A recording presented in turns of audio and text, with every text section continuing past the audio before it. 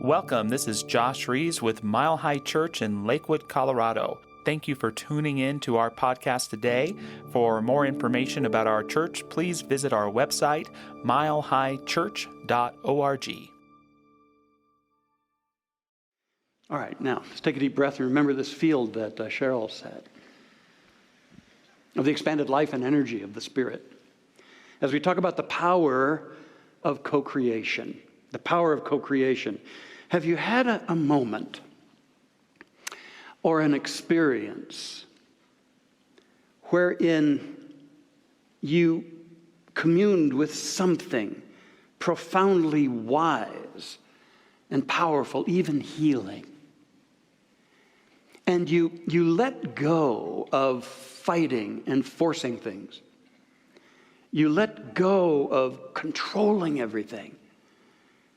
You let go of needing to be right, and you allowed that something to do its marvelous work through you. And then, despite your fears or your sense of impending limitations or obstacles, you let that something go to work in your heart, in your life, in your situations. And perhaps you noticed profound results being produced, far more than you could have ever imagined or designed. Now, more of us have had this than we were even in touch with. This is the destiny, this is the higher design, this is the calling of every human soul. This is co-creation, and its power is enormous. It's working in high cooperation and synergy with the great power that is and ever shall be, the power that is at the heart of your life and at the heart of co-creation, that wants to use you as its instrument to bring forth even more light and more livingness. And you can enter into its flow, the flow of ever-expanding good. When I think of the flow, I think of an experience that one of our wonderful members and practitioners here, Cindy Cleveland, had. She and her husband, Mark, live in Castle Rock, and on the west side of it, and she was in the village on the east side of it, and she needed to get home. Time was a-wasting, and she had an appointment. And she was trying to get across the freeway over to the other side, but she found that along Main Street there was this enormous parade going on. She didn't even know what the parade was, but all the access points to getting across were blocked, and she sat there not wondering, thinking, I'm going to miss my appointment, I don't know what I'm going to do, but then inspiration hit. And she maneuvered her car just around one of those little metal barriers, and there's a gap in the parade. She just moved into it. And she just flowed along with the parade. She rolled her window down and started waving, thanking everybody for turning out. And she moved to the end of the parade and was able to get across the highway. There are higher means than most of the time we get in touch with. Higher means. There's a man named Otto Scharmer. He is with MIT and a part of something called the Presencing Institute, which interestingly teaches leaders in business about the principles of co-creation through something called Theory U, the letter U, but I won't go into that. But what I love is that he says that we are living in an age of profound disruptions that are challenging us personally and collectively in nearly every arena. It's as though life is bursting at the seams to produce more. And his message is, yeah, we got to deal honestly with the fears and the discouragement that comes along, and yet we are also called to tune into the higher activity of the evolutionary force of life. That there's something seeking to be birthed and brought forth through these troubling times. And this is very similar to a message that my dear friend, the late Barbara Marx Hubbard, a tremendous futurist, wrote about when she would say in so many different ways that our crises are our birthing. And can we be a part of a birthing? We all can. We're called to be. You know what? You incarnated on this planet to be a part of these profound transformative times. And you might think, no, my parents did it. No, as a soul, you chose them and you chose to be here in these times. And you get to ask, what can my role be? It can be, first of all, in consciousness, a consciousness of co-creating higher life for you, higher awareness in the collective. You can become a co-creator. Barbara writes, the new planetary dangers and opportunities are bringing forth not simply a better human, but a universal human, a co-creator. A universal human is one who is connected through the heart to the whole of life, attuning to the deeper intelligence of nature, spiritually awakening, and called forth to give his or her gifts in the evolution of the world. This new kind of human has been prefigured in the lives of the great mystics and visionaries of the past, and is now coming forth in millions of us. We come here to not only enhance our lives, but to remember that we're a part of a cresting wave of higher consciousness upon this planet. That the lesser consciousness we see being played out in so many arenas in our world is no longer sustainable. And that we can be the pioneers. But it's not by forcing something within ourselves and staying within the scope of our limited awareness and resources. It's instead moving into the higher frequency and co-creating with that larger love, that larger intelligence that caused our life, that is at the heart of your life and mine, that is the source of all creation. And we're here to be its instruments. Lord, make me an instrument of thy peace. We're here to fulfill the mandate and the commission of Jesus when he said, the things I have done, you shall do, and greater things shall you do. And it's not by our own personal means that we do this as much as when we yield and allow something to come forth. But what gets in the way of this process are our attachments.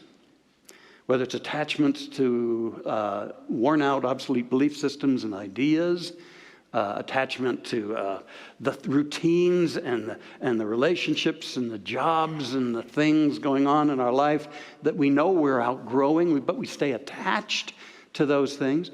I think the two greatest attachments that keep humanity limited are attachments to outcomes and attachments to certainties. When you and I are attached to certain things turning out a certain way, we're usually closed to a better or a higher way. When we're attached to and connected to certainties, things that we just know are certain, we're closed to higher revelation. So it's these attachments, and the antidote for this kind of attachment is spiritual surrender. And surrender for some is a bad word, but it really is a beautiful concept. It's not a giving up. Surrendering spiritually is a flowing with. Flowing with that something higher and greater. It's clearing the space for a higher guidance to inspire us with more than we know yet. It's allowing greater energies to be accessed and to express through us in healing and empowering ways. Not by our own design, but our letting of something that's infinite have its way with us. It's non-resistance. It's giving up the forcing. And it's working in sync with the great intelligence and power and harmony and love that we're a part of. It's consciously tuning into this and allowing it to work. Because we're all a part of this. The great master teacher, having done many, many works, called the throngs together with a very important message. He said, understand this. It is not me doing these things. It is the Father within me that does the work. He was giving us the message of co-creation, of how important it is to get out of our little ego mind, our separate thinking mind, our self-identity, and allow the field of the larger spiritual truth of us to come forth. He was an unobstructed channel for that healing and that inspiration. And he said, this is your calling. And this is why we're here. So I want to offer you 3 keys to the power of co-creation, and they all involve this surrendering of the lesser identity, the lesser concept of ourselves. Realizing that we're activities of something larger, and we can allow that to flow through us. The first is surrender and perceive. Surrender and actualize your spiritual antennae to perceive the field of infinite intelligence and divine love that is omnipresent, that is a part of us, that's right where you are. Perceive it. Dispel the fog and let the sun shine. The inspiration that I live, move, and have my very being in God life divine. It's pressing upon me, seeking for me to become more pliable and permeable to its light and its love. And everything else takes care of itself if I'll do that, if I'll allow that, if I'll surrender, yield my rigidities and attachments, and perceive the mighty presence of the living Spirit. Dr. Ernest Holmes wrote a little book called Your Invisible Power, and all through it he says, you have a silent partner. Do you live that way? Do you have a sense of that day by day? There's a silent partner with you. And it'll speak if you'll be quiet, but most of the time, it's silent and waiting for us to know the truth and to be freed. Imagine leaving here with a sense of this infinite silent partner right here for me. I don't have to change anything about me. I don't have to do anything differently. The Abrahamic religions came along and, Judaism, Christianity, Islam, and they all have their blessings and benefits. And yet the sad thing that they said is that the origin of humanity was kicked out of the garden and we can't get back in. And now we're plundering the garden and paying for the consequences of that. But the message of co-creation is that you live, move, and have your being in this Spirit. So perceive it. Erica and I are doing some study with a shaman called Alberto Violdo. And his whole purpose is to express more fully, communicate the wisdom tradition of the indigenous peoples.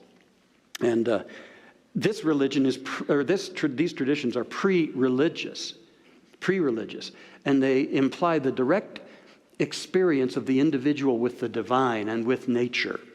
Okay? And the basis of this is that creation is continually unfolding. It just wasn't done and stopped. It is continually unfolding, and we humans are designed to be co-creators, to participate in this unfolding, bringing our unique gifts to it. And we're here also to be stewards and caretakers of the glory of it all. A totally different orientation. Creation happening now, not in the past, now, for all of us. He talks about how about 500 years ago, the conquistadors came to the Americas, mostly South America, and from Portugal and Spain. And they brought a whole new, that different viewpoint I've spoken of. And they began to destroy the monasteries and the teaching centers, and almost led to the disappearance of these wisdom teachings. And he tells a story which I really love.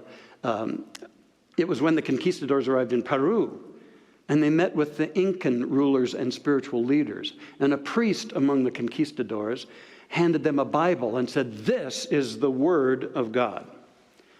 And an Incan shaman took that Bible, and he held it up to his ear. And he listened, and he listened. And then he threw it down, and he said, "What kind of God is this that does not speak? What kind of God? When did your God last speak to you?" And the startled priest said, "Well, 1,500 years ago. When did your God last speak to you?" And the shaman said, "This morning at breakfast.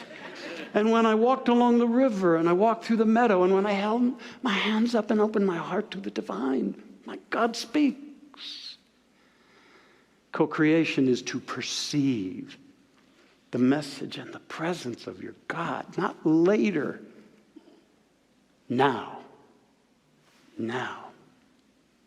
Emmett Fox says, "You will never be nearer to God through all eternity than you are right now, at this moment. As time passes, you will realize it more, but you will not be nearer than you are right now. And God will never love you more than he loves you right now." Can we open to this, surrender and perceive, that we then might surrender and believe? Stretch our believing. We all believe to a certain degree. And we've seen that grow as we've taken classes through our spiritual practices and study and fellowship. And yet there's more. The good news is the ceiling of our believing is very flexible. It stretches. And so we can use our life experiences and our inner work to stretch to an even more profound and powerful and compelling believing. Okay, and that's so important for us. In the Bible it says, Lord, I believe, help me with my unbelief. It's like, I believe, but there's a part I don't believe, or I need to stretch it. And the power says, good, be willing to. Surrender and believe even more dynamically and powerfully. I love in the Bible, in the Old Testament, Elisha, the prophet that followed Elijah. Elisha had the ability to read minds and the ability to read the enemy's minds. And he told the people and the king, hey, the enemies are amassing chariots and they're going to try to take us over. And everybody was sorely afraid. And so Elijah fell to his knees and prayed to God that God would open the eyes of the king and all the people to see God's chariots available to march. And the awakening happened, and they all could see God's chariots marching in their favor. And with that inspiration, they went out and they defeated the alien enemy. All metaphorically helping us understand that no matter what we face, tune in, believe that God's chariots march in your favor. That you have these resources bigger than you know, bigger than you can conspire or fabricate. And you can open to those. Believe. Don't you love it in Star Wars, The Empire Strikes Back, and Luke's ship is in the bog, stuck. And Yoda's trying to teach him how to elevate it and levitate it. But Luke is struggling believing, and then he's struggling accepting it. He tries to lift it once and falls down. He says, it's too hard, I can't do it. And he says, no. And Yoda tries to tell him, you don't try, you do, and it's no big deal. And then Yoda lifts it up, you remember, and floats it out and sets it on dry ground. And Luke says, I don't believe it. And Yoda says, and that is why you fail. And that's the message for all of us, to go to a deeper, stronger, more vibrant believing. Surrender and believe. I love the words of our founder, Ernest Holmes. There's a power within us which is greater than any condition we can ever contact. It knows no obstruction, no obstacle. Know that. Surrender your sense of separation, your certainties, your attachments. Open, surrender, and believe. Stretch to another believing. Try it on. Your believing grows through application. Standing in that believing. Finally, as you surrender to perceive and believe, surrender also and receive. Receive. This is to expect to receive greatly through this yielding and this opening to this great resource of which we are all a part. It's standing in dynamic, open receptivity and expectation of your good, of your answers, of your support, of your empowerment, of your healing. Stand in that expectation through your believing. Ready to receive. Ready to receive. To let go of what was and be available to what is to be. Receive. I believe most of us have received the guidance and the support of the divine more than we get in touch with. If you can think of any time in your life where you've felt blessed, things worked out, or you made a great decision, things unfolded, in one way or another, whether you were conscious of it or not, you let a ray of the light, the greater light you're a part of, get in. Touch your mind, illumine your heart. Every one of us. Now we need to amplify that and make that the new norm and let that happen. I see it in my life, in my early ministry and all the guidance. I was guided then eventually to open my heart and then enter into a new field. How I was, and through that open-heartedness, I would turn around one day and see Erica on the patio and know, in a way I couldn't even understand, that she was mine, that we are together. the guidance to come back here and be senior minister despite having to sell homes at a tremendous loss in California. The guidance that came through in the book. The guidance one time that I remember when the architects we had commissioned, the very architects who built DIA, to design a new sanctuary for us, had come up with this design that was very angular and full of steel, and it was effective. It met the criteria, but I just wasn't comfortable. And then China started buying all the steel in the United States, or most of it, and the prices went up, and I felt such concern because the bids were higher and it didn't look right. And I remember praying and praying and praying, and all of a sudden, at the end of one particular meditation session, an idea about a time 15 years ago when a company came out to look at our first dome out there and tell us about a dome concept where you inflate this strong covering, and then you spray on the inside of it, and it becomes a green building, and it's incredibly strong. And the lights went out. I found the brochure from years ago, gave it to Dr. Raz. He found out they're still doing it. He gave the architects what they thought was the worst news around, that we're scrapping your design, build this. And here we are. And it's so much better. And I just say, thank you, God. Thank you, God. My step into retirement was the same kind of surrendering and being guided. And the re-enchantment's coming along, and I'm doing new things. This happens for you. Attend to it. Trust it. Rely on it. Surrender and receive. Let me close with an illustration that touches me to this day. It occurred in 1985. I was an associate minister here. And late at night, I got a call from a wonderful couple. The same couple I told you about earlier, Mark and Cindy Cleveland. They had just had a little girl, 1 week old, little baby Lauren. And Cindy, by the way, was a nurse for children, a NICU nurse. But she was on leave, and she began to notice that little Lauren was looking jaundiced. And so she was getting up every so often through the night to check on Lauren. And one night she got up, and at 4 a.m., Lauren stopped breathing.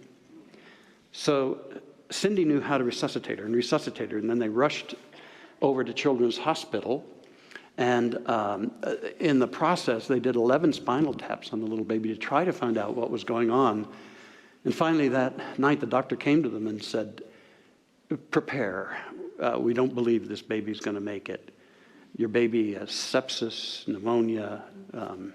We're sorry. Now, Cindy had been in our teaching for just a couple of years. And she had an inspiration to give me a call. And I was so happy about that. So I got dressed and went over there to Children's, and I walked in the room and I could feel it. It was thick, the fear. And I saw Mark and Cindy, and they were pale and trembling with that fear. And there was that incubator and little baby Lauren, all sorts of tubes, and her legs were blue. And we sat down and we just brought our hearts together and we chatted. And I said, it's time to pray. And so we stood up and we gathered around that incubator and held hands. And we entered into the consciousness of the presence, something every one of us can do. And the prayer built, and it built. I still remember the feeling permeating, the shift in that room. Incredible, accentuated sense of the presence of the divine. And just speaking that prayer, God, you take care of every soul. This is your spirit, your essence, your child. You know what's the best. Do it. We let it be. I remember when we entered that prayer, everything was different in the energy. And I looked at Mark and Cindy, and they were calm. There was a whole different essence about them, a peace. And so I knew I'd kind of done my job. I hugged on them and left. And later that night, baby Lauren turned around. And the doctors couldn't explain it. They didn't understand it. They said it's amazing. In 2011, I officiated at Lauren's wedding.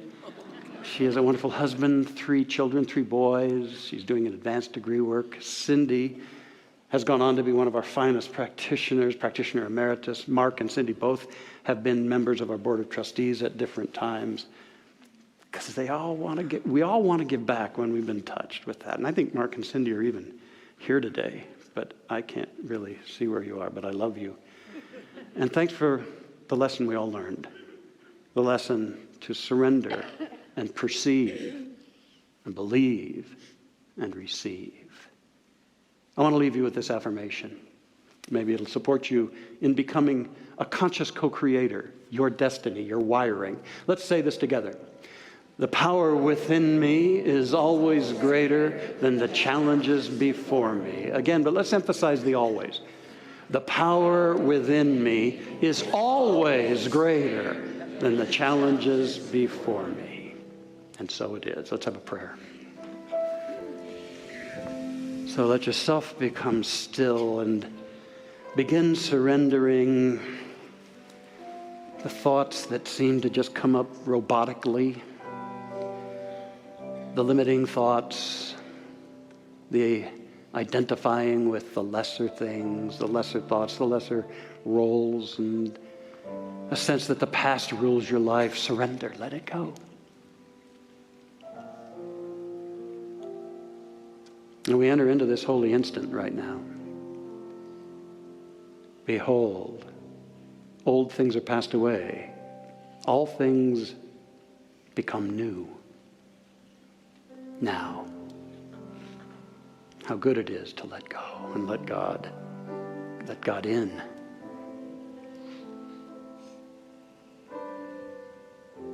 This is no magic. This isn't meant for mystics alone, for we are all practical mystics in the world.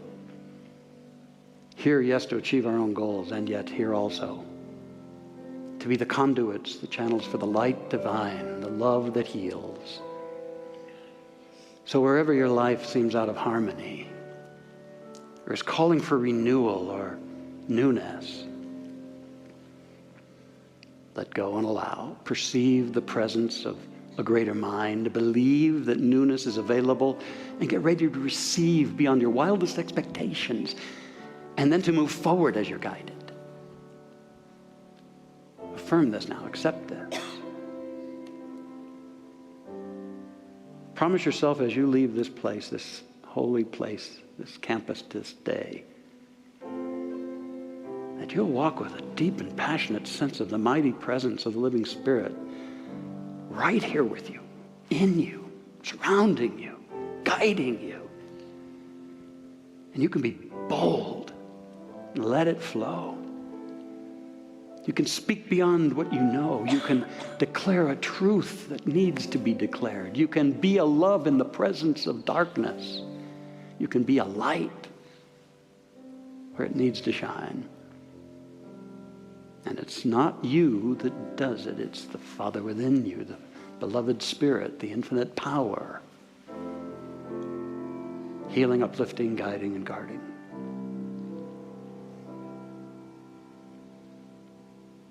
Accepting the mantle of co-creator, we think constructively, creatively, compassionately, and we act in the same harmony. And we live with open hearts and expansive minds, and the light does shine. And all the problems we think have been heaped up at our doorstep, they fall away. Seek first the kingdom and everything is taken care of. And we allow this. And we go forth to be beacon lights of peace. We hold the Ukraine and all areas of conflict or need or trouble in our world in compassion, and also with the full realization that the good of God is right there. And we add our consciousness to the growing wave of awakening that we as co-creators with God can do anything. All things are possible with God. Oh, giving thanks that we've moved on to the higher path for our lives. We release this with gratitude and great joy as it ripples in and revamps and reenchants, recreates our life and life around us. Thank you, Spirit. We let it be And together we declare, and so it is, and so I am, and so we are. Amen.